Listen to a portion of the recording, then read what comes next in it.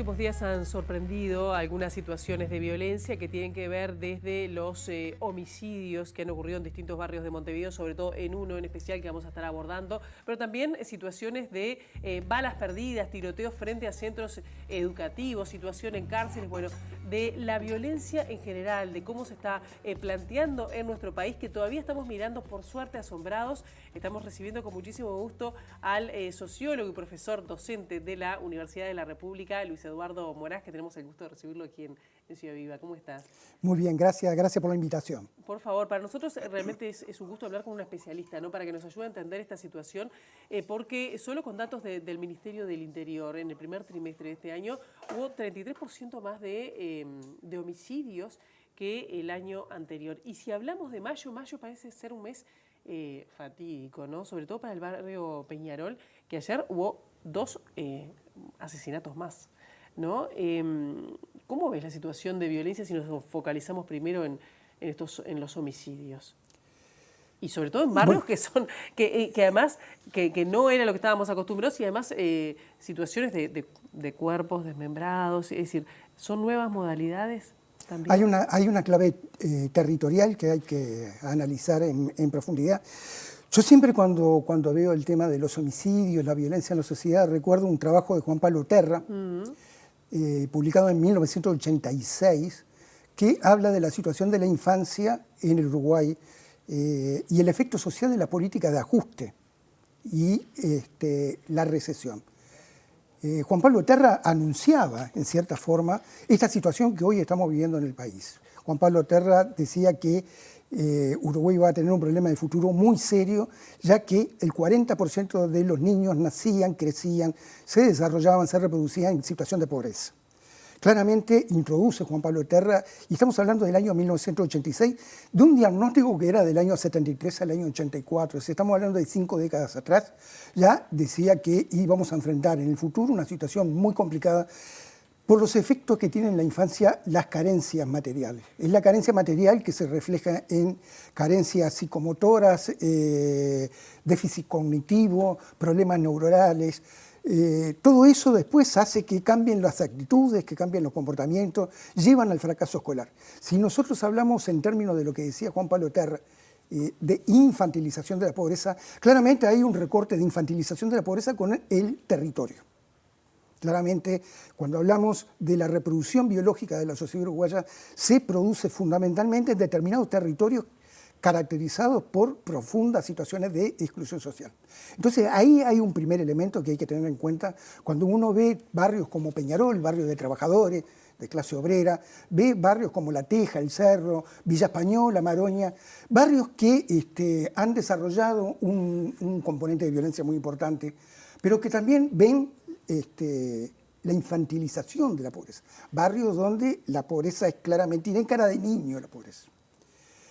Esos barrios se caracterizaron en alguna época de nuestro país por ser fuentes de trabajo, fuentes de empleo. De fábricas. La Teja, dije, BAO, la compañía BAO. Uno habla de Villa Española y habla de la FUNS. Uno habla de Maroñas y habla de las textiles que estaban en la calle Veracierto, y así podemos seguir por Camino Maldonado, por La Guada. Entonces eran barrios donde había un tejido social en torno a la producción fabril, a la fábrica, a la industria, muy importante, que le daba contenido al barrio, le daba densidad social, solidaria, fraterna al barrio. Le daba códigos, porque ahora se puso de moda hablar de que el problema es una pérdida de códigos, una pérdida de valores, como si los códigos y los valores fueran un celular o la llave o la billetera que uno la pierde. Los valores y los códigos no se pierden un día para el otro. Es un largo proceso de decadencia. Entonces, por un lado tenemos la infantilización de la pobreza, por el otro lado tenemos la pérdida del tejido social que daban las fábricas, la industria. Sí, el asentamiento de familias durante décadas en el mismo lugar asociado al trabajo. Exactamente. Por eso dice, los que vinieron, son nuevos, son nuevos vecinos. Eso también se pierde un poco. Exactamente. Robert Castel, un sociólogo francés que falleció hace poco, visitó el Uruguay varias veces, dice, trabajo es más que trabajo. No trabajo es más que desempleo. O sea, cuando tú perdés el trabajo, perdés más que el trabajo, porque te insertás en una inserción relacional empobrecida, la pérdida de contacto, la pérdida de relaciones, la pérdida de autoestima, entonces por ahí viene un proceso de deterioro muy fuerte del tejido social que está anclado en determinados barrios de Montevideo. Uno va por la calle Veraceto y ya no lo hay, las textiles y los obreros saliendo de la fábrica, lo que ve son depósitos de autos chinos. Claro. ¿Pero qué pasa? Porque, por ejemplo, pienso en declaraciones del ministro del Interior que lo adjudica en gran medida al narcotráfico, al crecimiento del narcotráfico o de gente que viene desde el exterior como parte de este tipo de homicidios. ¿Tiene una incidencia? Hay cierta mitificación del narcotráfico, se habla del narcotráfico, y como sociedad tenemos una relación ambigua con el narcotráfico porque somos muy severos con el microtráfico y bastante tolerantes, si se quiere, con el lavado de activos. La propia Junta que se encarga del lavado de activos está alarmada en la propia organización gubernamental porque en todo el año pasado solamente se denunció una maniobra sospechosa de lavado de activos, una sola maniobra en todo el año. Entonces uno dice cómo hay tanto microtráfico y a nivel de lavado de activos hay tan poca cosa, ¿no? Uno no se explica muy bien eso. El tercer elemento, si quiere, decíamos infantilización de la pobreza, el pérdida del tejido laboral de la fábrica que daba cohesión al barrio. Hay un tercer elemento que creo que es importante, es el año 2002, cuando se produce la primera incautación de pasta base. La pasta base es una sustancia tremendamente perversa, no solamente por el consumo y los efectos neurológicos que provoca el consumo, sino que también impuso una nueva forma de comercialización. Dejó de llevarse la cocaína o la marihuana a los domicilios, al reparto, al delivery un poco, y se pasó a hacer un consumo con base territorial. Aparecen las primeras bocas de pasta base, y en la boca se asocia todo un entorno. Para mí no es solamente la boca de pasta base vendiendo droga, sino que ahora se empieza a hablar, yo creo que con acierto, de un conglomerado de negocios donde está el hurto de vehículos, está la protección a determinadas tráficos de mercaderías, la venta de productos, la reducción de productos robados, en fin, la rapiña, el alquiler de armas. ¿Y eso qué hace? ¿Cómplice o de qué manera eso influye a nivel territorial, la apertura de bocas?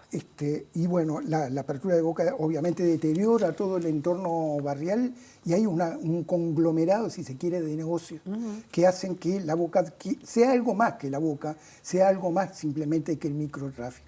Crucemos eso además con otro elemento que yo creo que es gravitante y que pasó a ser ya hace algunos años parte del problema y no de la solución, que es las cárceles.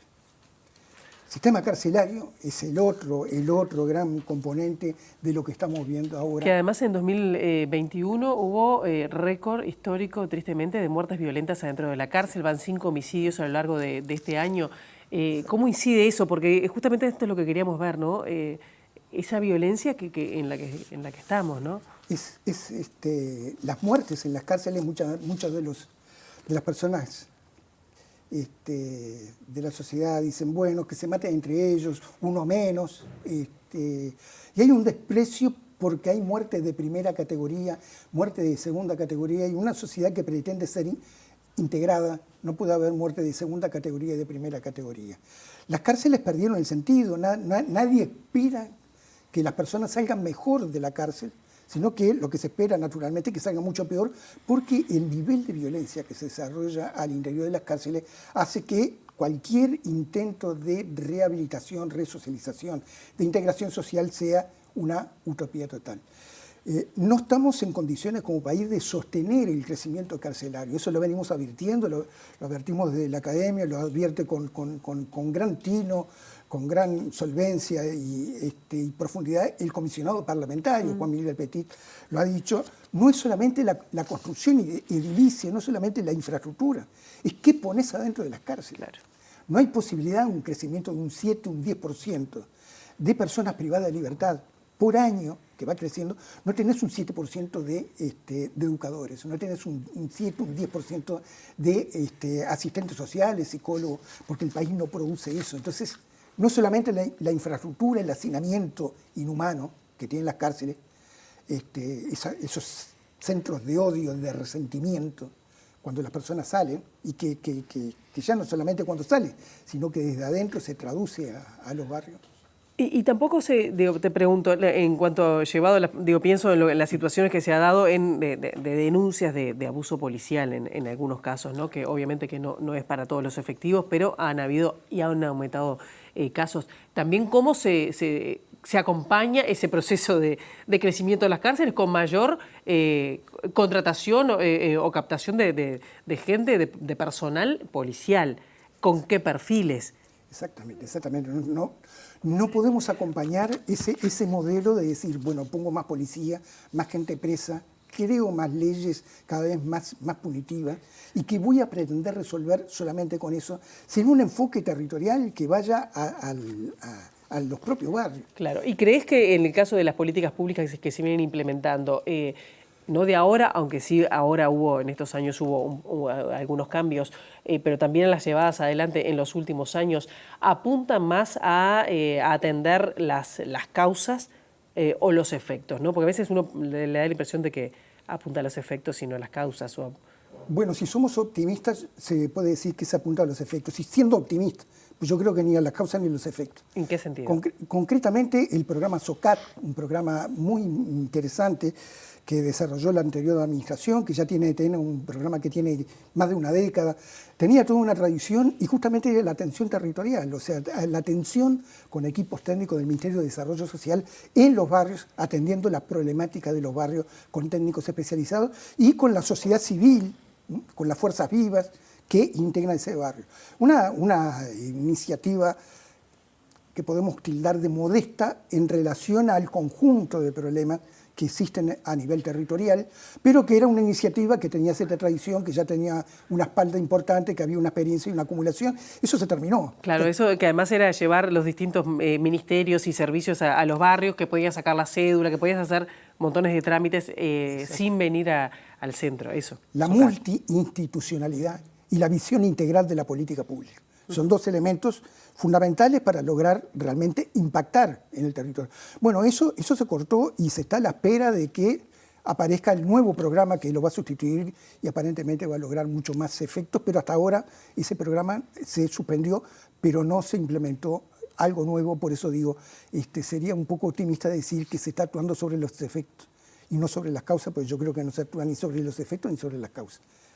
Bien, y las políticas, por ejemplo, el aumentar las penas, que se ha aumentado sobre todo para algunos delitos, las nuevas maneras de contratar personal policial, es decir, las patrullas, no sé cómo se llaman, cuando van a un barrio, hacen un patrullaje, los operativos, sí, ¿eso sirve o no sirve?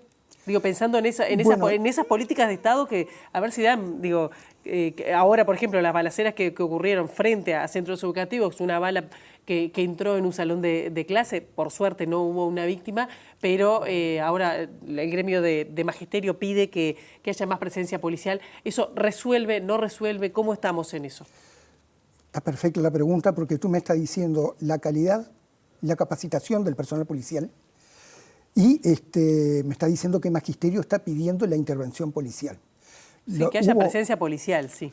Hubo dos episodios. Sí. Uno de los episodios de la escuela 92, creo que es un enfrentamiento a balazos entre vecinos, que obviamente cuando te estás en juego tu vida, te están baleando, estás respondiendo, no estás pensando, mira, si me vas a matar, matame a 5 cuadras de la escuela para que los niños no vean el espectáculo o que una bala no impacte, no estás pensando en eso. Es un conflicto espontáneo que se da, y se da en el territorio de la escuela porque las escuelas están en ese tipo de territorio, son parte de la comunidad y viven esa experiencia. Ese es un tipo de problema que se presentó la semana pasada, pero el otro tipo de problema es generado por la policía. Es la intervención policial que está persiguiendo a delincuentes en la escuela, en el horario de salida de la escuela. Entonces estás pidiendo que haya más vigilancia policial para moderar los conflictos, reducir el nivel de violencia y tener una persecución policial en la UTU o en la puerta de la escuela, en el horario de salida. Entonces, ¿qué tipo de policía estamos poniendo? No estoy negando de que sea necesario, sin duda, el policiamiento, que haya nivel de prevención y disuasión con la presencia policial en el horario de salida, de entrada, pero ahí entra lo que tú decías recién. ¿Qué tipo de policía estamos? ¿Está en condiciones el país de tener una policía realmente capacitada, que tenga la capacidad, el nivel de inteligencia? Porque tú estás armado. Tenés que, en cuestión de segundos, tenés que responder a una situación gravísima. Y tenés un arma de fuego y tenés que tener la inteligencia, el equilibrio emocional, la suficiente aplomo, experiencia para saber cómo actuar en una situación que no es una situación de escritorio, es una situación que tú estás con un arma y te estás enfrentando. Eso no es para cualquier funcionario. No.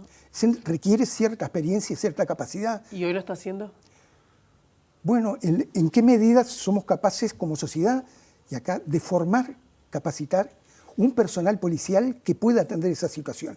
¿En qué medida somos capaces de formar psicólogos, trabajadores sociales, educadores que puedan dar cuenta de la situación explosiva que hay en las cárceles y que puedan, un poco a eso, a punto de que generar una ley de decir, bueno, duplico la pena para la rapiña, le doy 4 años y medio a una persona que ingresa 10 gramos de marihuana a una cárcel? ¿Y después qué haces cuando la persona está dentro? ¿Cómo la atendés? ¿Qué continentación? Digamos, no estamos encontrando las respuestas a la situación que estamos viviendo. La situación de fondo no está siendo atendida con las herramientas necesarias para la dimensión que ha adquirido ese problema. Luis Eduardo Moraz, bueno, es un tema para seguir, ¿no? Muchísimo más, da para decir muchísimo más. No será la última vez. Muchísimas gracias por estos minutos. Gracias por la invitación. Por favor. Hacemos una breve